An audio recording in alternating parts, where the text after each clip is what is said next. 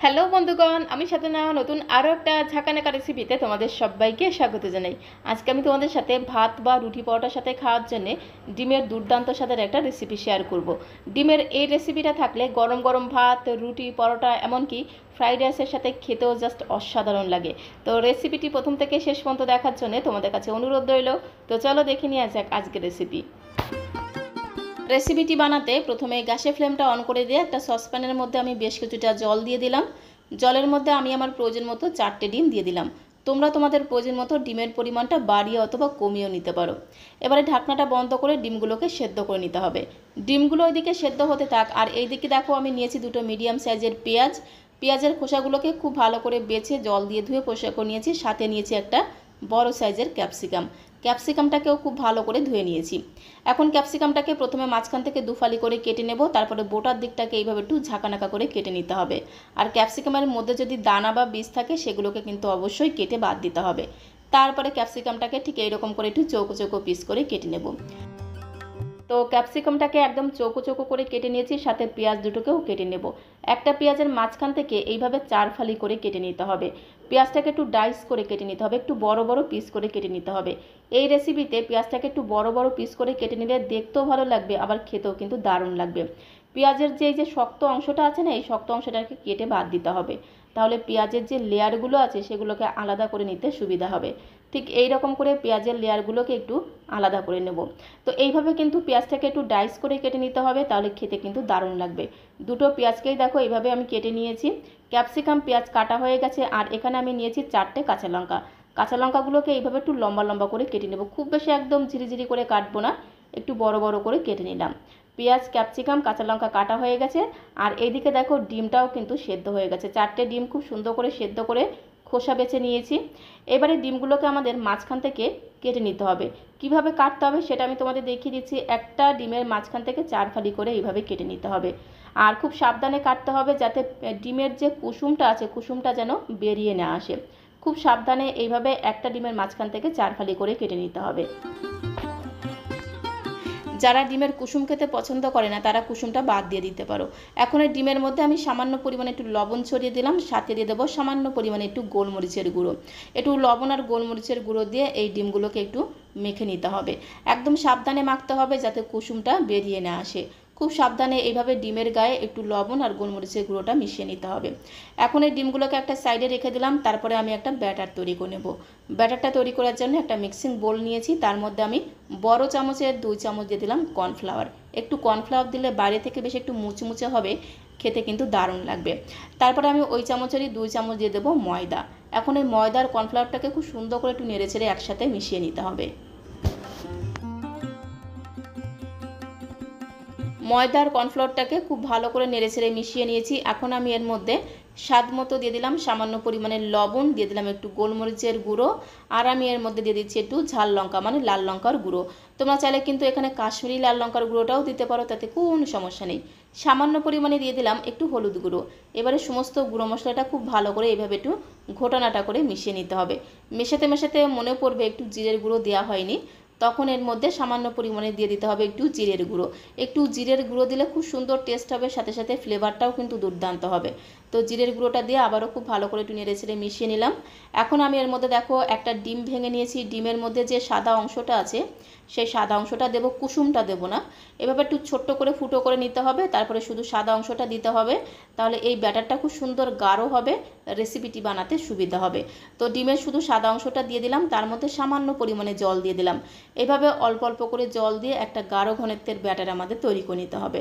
এভাবে হ্যান্ড উইস্কের সাথে খুব ভালো করে মিশিয়ে নেব, আর অল্প অল্প করে জল দিয়ে একটা গাঢ় ঘনত্বের ব্যাটার আমি তৈরি করে নেব। ব্যাটারটাকে খুব ভালো করে মিশিয়ে নিতে হবে যাতে ব্যাটারের মধ্যে কোনো রকম লাম্পস না থাকে। খুব সুন্দর করে এইভাবে মিশিয়ে নিতে হবে। ব্যাটারের ঘনত্বটা তোমাদের একটু দেখিয়ে দিচ্ছি। ব্যাটারের মধ্যে এরকম একটা হাতা অথবা চামচ ডোবালে চামচের গায়ে ঠিক এইরকম একটা মোটা লেয়ার পড়বে। ঠিক এইরকম একটা গাঢ় ঘনত্বের ব্যাটার আমাদের তৈরি করে নিতে হবে। ব্যাটারটা একদমই রেডি হয়ে গেছে। আর এইদিকে দেখো গ্যাসের ফ্লেমটা অন করে দিয়ে একটা কড়াইতে বেশ কিছুটা সাদা তেল আমি গরম হতে বসিয়ে দিলাম। তেলটা এইদিকে গরম হতে থাক, আর এইদিকে এখন ডিমের পিসগুলোকে একটা একটা করে এই ব্যাটারের মধ্যে ভালো করে ডুবিয়ে নিতে হবে। তো একবারে কিন্তু বেশি ডিমের পিস ব্যাটারের মধ্যে দেওয়া যাবে না, তাহলে ডিমের মধ্যে যে কুসুমটা আছে সেই কুসুমটা কিন্তু বেরিয়ে আসতে পারে। তো এখানে আমি 5 পিসের মতো ডিমের পিস ব্যাটারের মধ্যে দিয়ে খুব ভালো করে এইভাবে ব্যাটারটাকে ডিমের গায়ে লাগিয়ে নেব। তোমরা চাইলে কিন্তু হাতের সাহায্যে ডিমের এই পিসগুলোকে ব্যাটারের মধ্যে খুব ভালো করে ডুবিয়ে সরাসরি গরম তেলের মধ্যে দিয়ে দিতে পারো।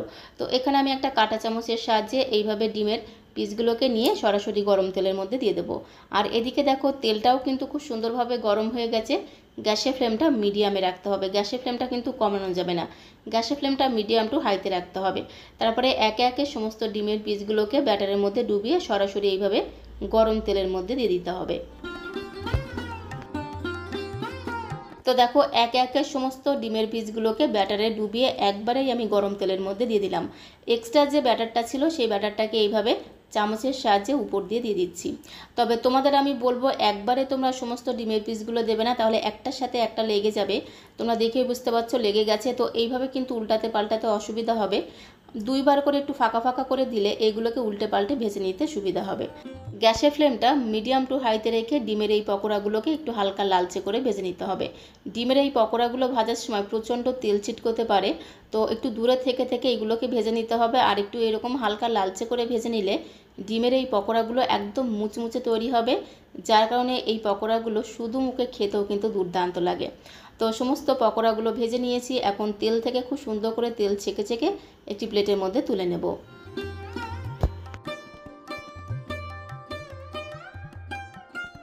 তো দেখো একে একে সমস্ত ডিমের পকোড়াগুলোকে ভেজে একটা প্লেটের মধ্যে আমি তুলে নিয়েছি। আর এই পকোড়াগুলো এতটাই মুচমুচে আর এতটাই টেস্টি খেতে হয় যে শুধুই সমস্ত পকোড়াগুলো খেয়ে নিতে ইচ্ছে করবে।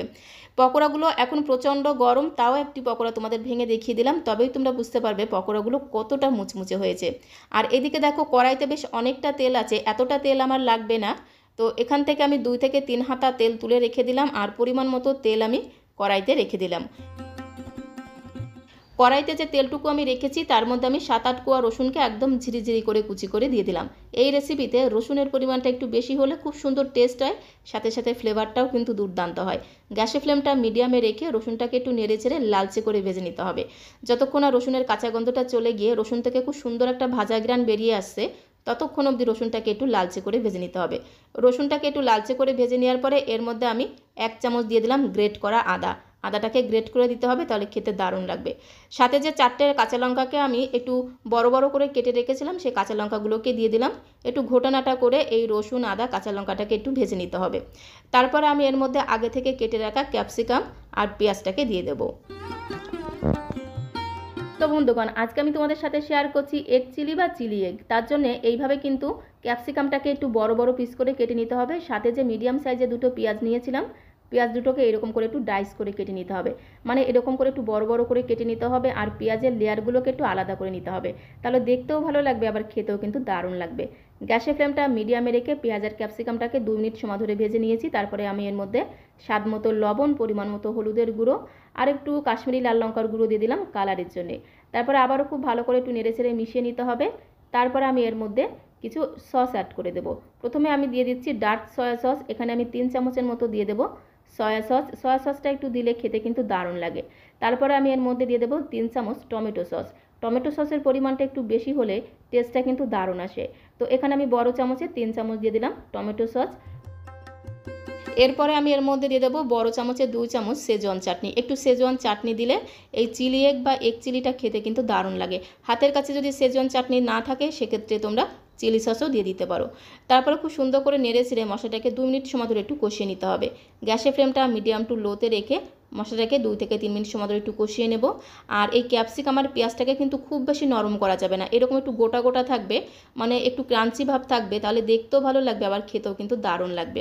একটু মশলাটাকে কষিয়ে নেওয়ার পরে এর মধ্যে আমি আগে থেকে ভেজে রাখা ডিমের পকোড়াগুলোকে দিয়ে দিলাম। ডিমের পকোড়াগুলোকে দিয়ে খুব ভালো করে নেড়ে ছেড়ে সমস্ত মশলার সাথে মিশিয়ে নিতে হবে। আর এই সময় গ্যাসের ফ্লেমটা মিডিয়াম টু লোতে রাখতে হবে। তারপর আমি এর মধ্যে দিয়ে দেবো 1/2 চামচ চিনি। চিনিটাকে দিয়ে খুব সুন্দর করে সমস্ত কিছুর সঙ্গে মিশিয়ে নিতে হবে। এই চিলি এগ বা এগ চিলিতে অবশ্যই একটু চিনি দিতে হবে, তাহলে এই স্বাদটা কিন্তু দ্বিগুণ বেড়ে যাবে।